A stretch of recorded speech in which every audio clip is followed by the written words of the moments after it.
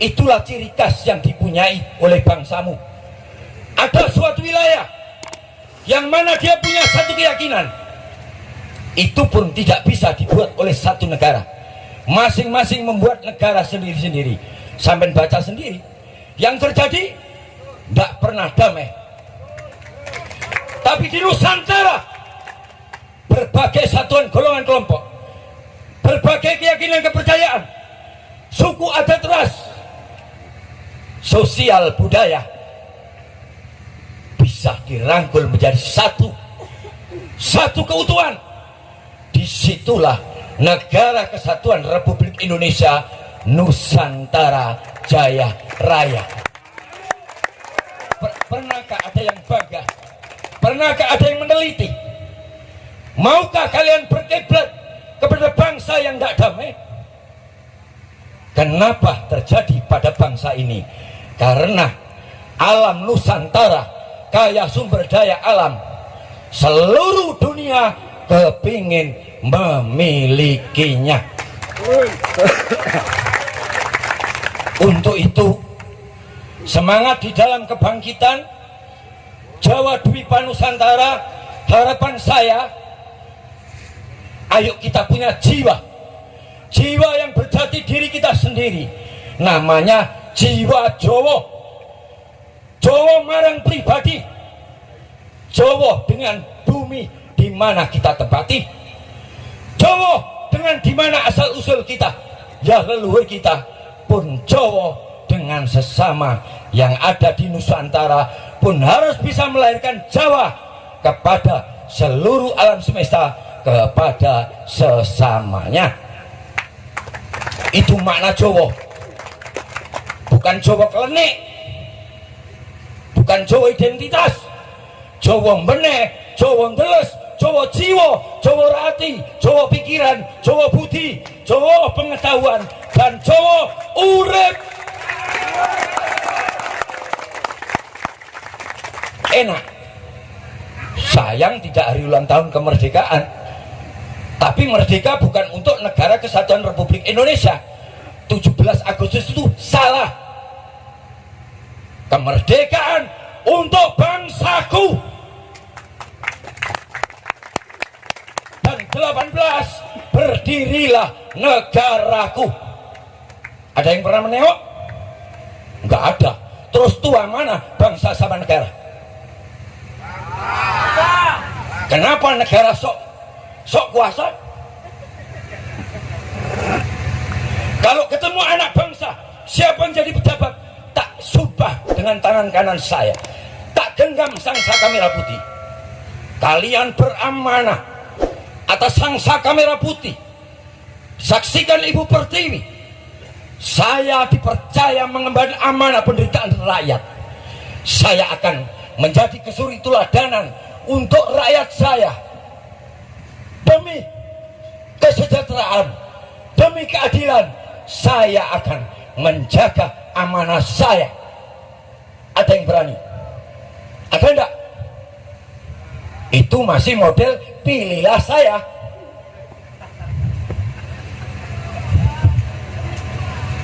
Ya itu Bapak. Sebetulnya Bapak ini semangatnya kayak gitu. Ayo kita sadar nalar logika, intelijensi. Bapak itu enggak sekolah. Ijazahnya dulu cuma apa ya? Coba cukup kata sekarang SMU. Bapak dari kecil ditinggal orang tua. Kehidupan Bapak sedih. Riwayat Bapak tukang potong, Ibu buruh tani, anak 8, makan nasi jarang. Tapi saat kecil saya punya sejarah. Kenapa saat dulu orang jualan, orang bekerja, cari pekerjaan, selalu tidur di rumah Bapak. Jual sesek, jual jambangan, jual kendi kemaron, jual kloso, buruh nyasak, tidurnya di rumah Bapak. Rumah mau roboh. Sama emak dibikinkan, kalau ada gula dibikinkan teh, kalau ada kopinya dibikinkan kopi, kalau nggak ada cukup air kendi. Dan setiap saat mesti dihidangi puluran, namanya polo pendem. Kecil saya berontak, bukan berarti berontak saya belum punya elemen jahat. Mak, kenapa orang-orang itu senang tinggal di sini? Bahasa kata mak itu marhain, mak rakyat jelata. Biarlah kasihan, mereka itu butuh tempat, mereka butuh dirangkul menjadi saudara, mereka itu butuh dihargai, jangan dipandang status sosialnya. Dan saat itu emak bicara, suatu saat anak cucu emak dimanapun berada akan menemukan tempat yang layak dan menemukan saudara banyak. Itu hak sampai sekarang. Akhirnya saya buktikan saat saya muda. Ini tuh dinyengeri orang. Tanyakan sebagian itu yang ikut ke sini. Dari kecil sudah tuh dinyengeri orang, tak ajari dagang, tak bandani. Itu sejarah. Kenapa malu-malu?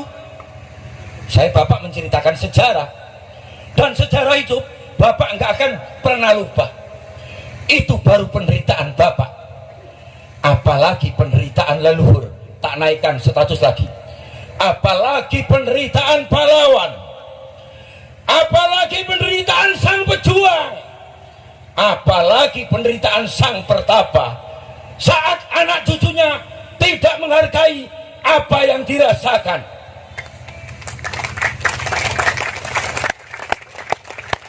Jadi bapak itu ahli filsafat, seneng mainkan gini. Makanya bapak setiap hari bapak posisi apa? Bapak makelar motor, tanyain anak-anak.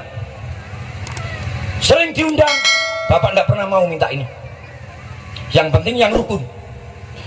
Bapak jualan motor, kalau untung buat ibu di belakang, kalau lebih buat ngasih orang-orang yang tidak punya. Termasuk bapak punya kelembagaan sosial, namanya RRI, Tunas Bangsa. Nanti saya bedah apa itu RRI. Rumah itulah negaramu, rakyat itulah kamu, Indonesia itulah sejatimu. Dan Tunas lahirkan bahwa kamu bukan bangsa yang mau diasingkan dan mau mengasingkan sesama saudara bangsamu sendiri. Makanya bapak selalu mengajarkan seperti itu. Bapak pidato kok seperti Bung Karno, bapak tidak pernah jiplak. Bapak Bambang, bapak tidak mau jiplak siapapun. Ini alam saksi alam. Bila mana aku menjiplak Soekarno, jangan dikasih panjang umur, habisi anak cucu Bambang. Ingat, jadi saya jadi diri saya sendiri. Bapak mengajarkan, jangan kamu bangga menjadi keturunan, tapi banggalah saat kamu dititah menjadi tumurunnya. Ayo, yang ahli teropong. Teropong apa? Sambung tali asih. Bukan teropong kebencian. Testing. Pak, tak ajak benci orang, jangan kasih panjang umur. Tuhan pengasih penyayang, kenapa aku harus benci? Pak, tak ajak mentalan. No, Tuhan pemurah.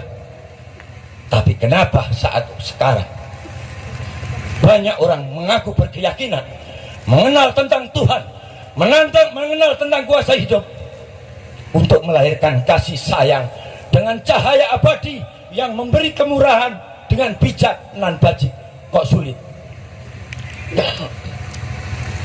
Yaitu yang Bapak sampaikan. Kalau siang ya, dan momennya memang bukan semangat 45, ini semangat jiwa rasa. Karena ada di dalam kebangkitan nasional kebangkitan Jawa Dwipa. Disitulah Bapak terima kasih sekali. Tak lupa sekali lagi saya hormati Mbak Saino, Eyang Jati Kusumo, pun segenap saudara spiritual maupun saudara-saudara semuanya, pun segenap panitia dan segenap jajaran instansi yang terkait, baik dari birokrasi maupun aparat Hankam, kepolisian, pengaman dan pengayom. Itu apa yang saya katakan. Bila mana ada kekurangan kelebihan, saya sakdermo kedebok bosok minta keluhuran budi Agung Samudro Pangaksami. Rahayu. Ayo. Belum. Belum.